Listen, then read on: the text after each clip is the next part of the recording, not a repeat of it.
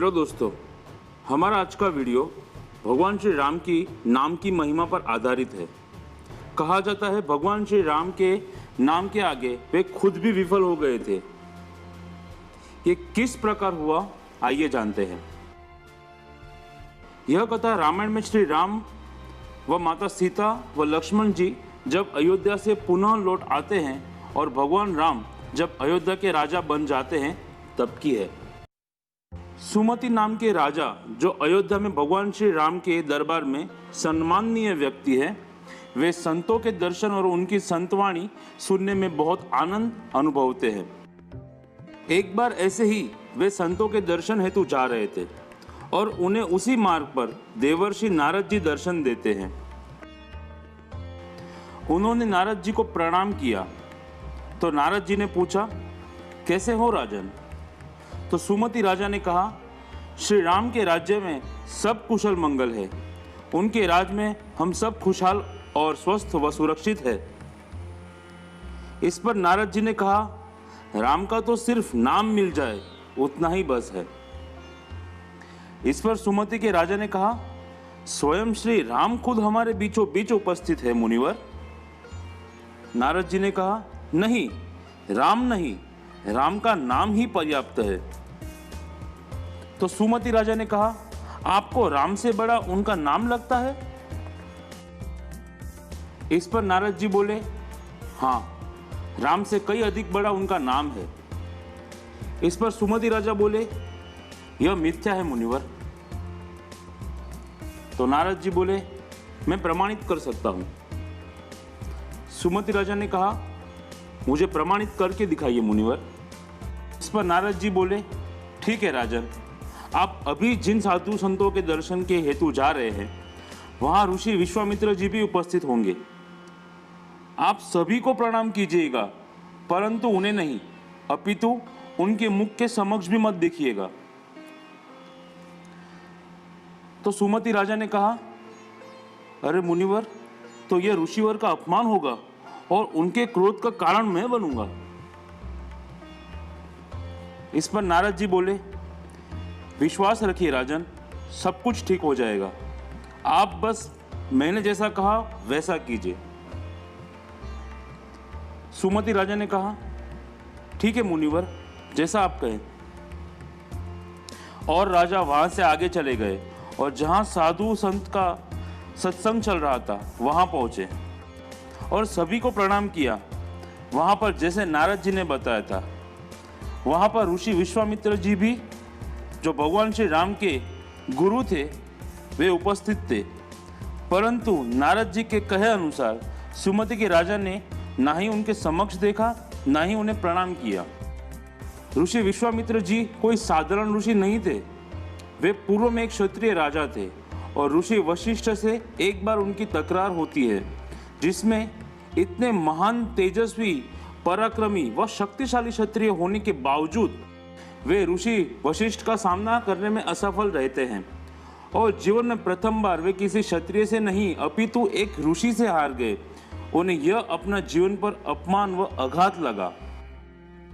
इसके बाद उन्होंने राजमहल, परिवार व संसार का त्याग किया और तप करने चले गए और घोर तपस्या कर ब्रह्मदेव को प्रसन्न किया और उनसे वर मांगा कि उन्हें भी ऋषि का पद व ज्ञान चाहिए।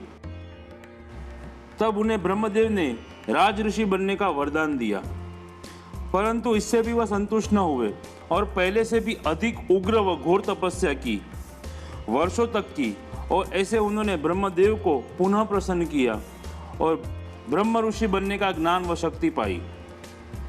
विश्वामित्र जी आगे चलकर महान ब्रह्म ऋषि बने। उनका ज्ञान, क्षमता, शक्ति ऋषि वशिष्ठ के समकक्ष में हो गई और ऋषि बनने के बाद उन्हें अधिक ज्ञान प्राप्त हुआ और इस कारण उन्होंने ऋषि वशिष्ठ जी का आभार माना व सम्मान किया। वे दोनों ही भगवान श्री राम के गुरु थे। विश्वामित्र जी ने देवों से ग्रसित त्रिशंकु नामक दैत्य को एक अलग स्वर्ग का निर्माण करके भी दिया हुआ था। विश्वामित्र जी का राजा सुमित द्वारा सभी ऋषि और संतों के सामने इतना घोर अपमान हुआ था कि वे सहन न कर पाए वह प्रतिशोध की ज्वाला में भड़क उठे। इसी क्रोधित अवस्था में वे अयोध्या गए और महल में जाते ही उन्होंने कहा, कहाँ है राम? इतने में लक्ष्मण जी हाथ जोड़े आए और कहा, गुरुवर, वे तो अभी विश्राम करने अपने शयन कक्ष में चले गए। विश्वामित्र जी ने कहा, उसे उठाओ, उठाओ उसे।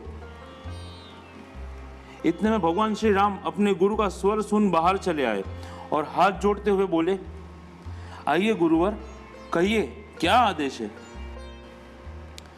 विश्वामित्र जी ने कहा, प्रिय राम, जो मस्तक ऋषियों के वंदन में न झुके और अभिमान से भर उठे और उनका अपमान करे तो क्या करना चाहिए?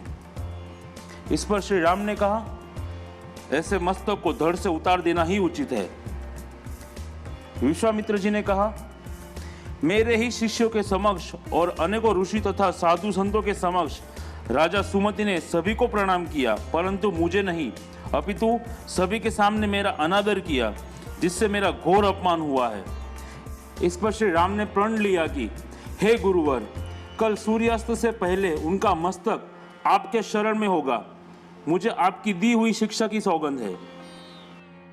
यह बात पूरे राज्य में तुरंत फैल गई और राजा सुमति के कानों पर भी पड़ी और वे भयभीत हो उठे, क्योंकि यह उन्होंने अपनी इच्छा से नहीं किया था, नारद जी के कहने पर किया था। उन्होंने तुरंत नारद जी का स्मरण किया तो नारद जी ने उन्हें दर्शन दिए और कहा, राजन, आप चिंतित न हो और शीघ्र अतिशीघ्र मैं जिस जगह पर भेजूं वहां चले जाइए। वहां एक देवी है जो महादेव के ध्यान में बैठे हैं, आपके कष्ट का निवारण वही करेंगे। नारद जी के बताए अनुसार राजा सुमति एक बड़े पर्वत की कंदरा में गए, जहां एक देवी समान स्त्री महादेव का ध्यान कर रहे थे। यह और कोई नहीं परंतु माता अंजना जी थी। राजा सुमति उनके चरणों में गिरकर कहते हैं, हे माता, मुझे बचाइए, मेरे प्राण संकट में हैं। मेरे शिष्य को कल सूर्यास्त से पहले धड़ से उतारने की सौगंध ली गई है, कृपया मुझे बचाइए। इस पर माता अंजनी जी ने कहा, घबराओ नहीं, आपके प्राण को कुछ नहीं होगा, मैं वचन देती हूं। और माता अंजनी जी ने तुरंत ही हनुमान जी का स्मरण किया और तुरंत ही तेज हवा की लहर के साथ हनुमान जी वहां उपस्थित हुए और माता को प्रणाम करते हुए कहा, कहो माता, क्या आज्ञा है? तो माता अंजनी जी ने कहा, बेटा, किसी के प्राण संकट में हो और वो अगर हमारे शरण में आए तो क्या उसे बचाना चाहिए या धुतकारना चाहिए? हनुमान जी बोले, प्राण देकर भी उसके प्राण बचाने चाहिए। तो माता अंजनी जी ने कहा, बेटा, मैंने इस व्यक्ति को वचन दिया है कि उसके प्राण की रक्षा होगी। कल सूर्यास्त से पहले कोई इसका सर धड़ से अलग करना चाहता है और ऐसे प्रण ले बैठा है। तो हनुमान जी बोले, माता, यह तो राजा सुमति है।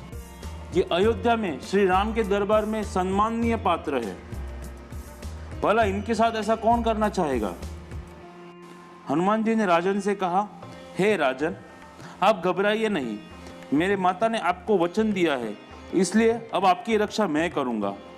बोलिए, कौन है वो जो आपको मारने आ रहा है? सुमति के राजा बोले, हे आंजने, मुझे श्री राम मारने की सौगंध लिए बैठे हैं। यह सुनते ही हनुमान जी के पांव तले जमीन खिसक सी गई। उन्हें अत्यंत दुख और वेदना होती है। वे हृदय पर हाथ रखकर दुख के साथ हे राम बोल देते हैं। पर अब बजरंगबली भी वचन के कारण बंध चुके थे, इसलिए वे भी राजा सुमति को एक क्षेत्र पर ले जाते हैं और वहां एक आसन पर बिठाकर कहते हैं, हे राजन, अब आप श्री राम के नाम का जाप कीजिए और उनके नाम के जाप में मग्न हो जाइए। राजा सुमति जी पूर्ण मन से श्री राम के नाम के जाप में जुट जाते हैं और बजरंगबली अपनी पूंछ से उनके आसपास में घेरा बनाकर पूर्ण रूप से राजा को ढक देते हैं और खुद ऊपर बैठकर श्री राम के नाम का जाप करने लगते हैं। हनुमान जी और सुमति के राजा का मन पूर्णतः श्री राम के नाम में एकाकार हो जाता है, जिस कारण श्री राम के नाम के तेज व प्रभाव से उत्पन्न ऊर्जा उनके चारों ओर रक्षा कवच बनकर उपस्थित हो जाती है। श्री राम व लक्ष्मण जी को यह पता चल जाता है कि राजा सुमति कहाँ पर है और उनकी रक्षा कौन कर रहा है, जिस पर लक्ष्मण जी अति क्रोधित हो जाते हैं और दोनों भाई अपने आयुधों और रथ सहित उस स्थल पर चले जाते हैं। पहले लक्ष्मण जी आए और उन्होंने देखा कि राजा सुमति की रक्षा के लिए बजरंगबली स्वयं उपस्थित है। लक्ष्मण जी ने हनुमान जी से कहा, हनुमान जी, आप उस राजा सुमति की रक्षा न करें और मार्ग से हट जाइए, अन्यथा मुझे आप पर भी बाण चलाना होगा। हनुमान जी ने कहा, हे प्रिय लक्ष्मण जी, मैं भी वचन से बद्ध हूँ। इन्हें मेरी माता ने वचन दिया है, इसलिए मैं यहाँ से हट नहीं सकता। लक्ष्मण जी ने कहा, तो ठीक है, मेरे वार के लिए सज्ज रहिए। और लक्ष्मण जी ने प्रहार शुरू किए। हनुमान जी ने राम राम का जाप शुरू रखा, जिस कारण उनके नाम के तेज के प्रभाव से उत्पन्न हुए अभेद्य कवच के कारण लक्ष्मण जी के सारे वार निष्फल हुए। लक्ष्मण जी ने शक्तिशाली व अमोघ अस्त्रों से भी प्रहार किए, परंतु वे सारे भी विफल रहे। अंत में लक्ष्मण जी क्रोध से भरे हुए गए और वे श्री राम के पास गए और पूरी बात कहकर सुनाई। यह सुन भगवान श्री राम भी क्रोधित हुए और भ्राता लक्ष्मण तथा गुरु विश्वामित्र सहित हनुमान जी के समक्ष गए। श्री राम ने हनुमान जी से कहा, हे बजरंगबली, यह दुष्ट मेरे गुरु का दोषी है, इस कारण आप उसकी रक्षा ना करें और मार्ग से हट जाइए, अन्यथा मुझे आप पर प्रहार करना पड़ेगा। हनुमान जी ने कहा, हे स्वामी, हे मेरे प्रभु, मैं विवश हूँ।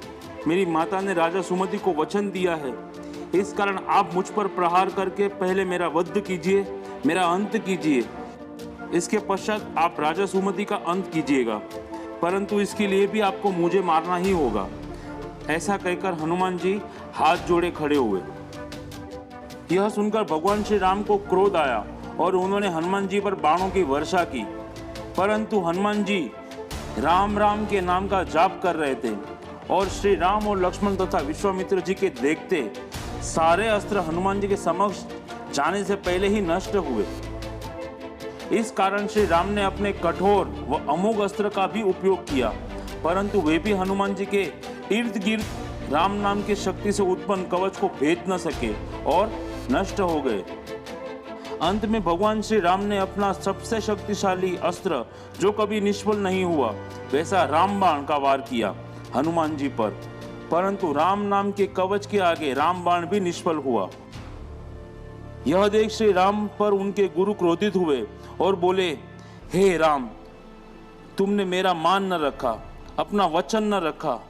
यह सुनकर राम जी रुक गए और रथ से नीचे उतरे।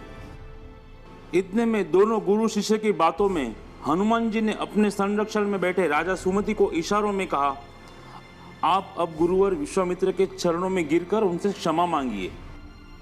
तुरंत ही राजा सुमति हाथ जोड़कर और रुदन स्वर में कप कपाते हुए ऋषि विश्वामित्र के समक्ष जाकर उनके पैरों पर नतमस्तक होते हैं और क्षमादान और प्राणदान मांगने लगते हैं।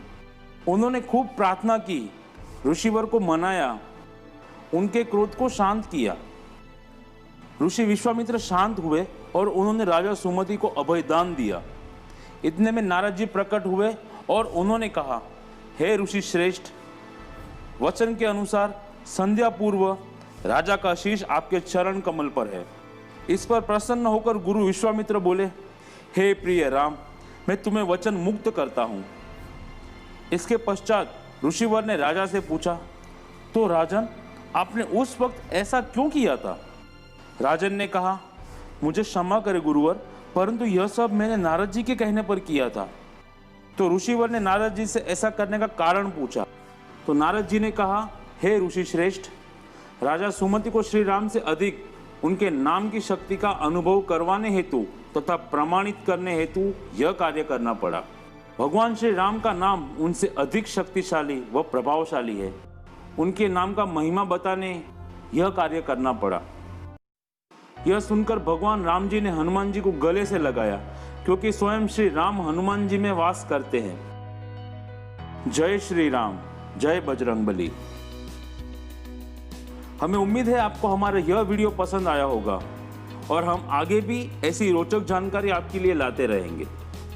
इसीलिए आप हमारे चैनल MRN डायरीज को सब्सक्राइब कीजिए और वीडियोस को लाइक और शेयर कीजिए।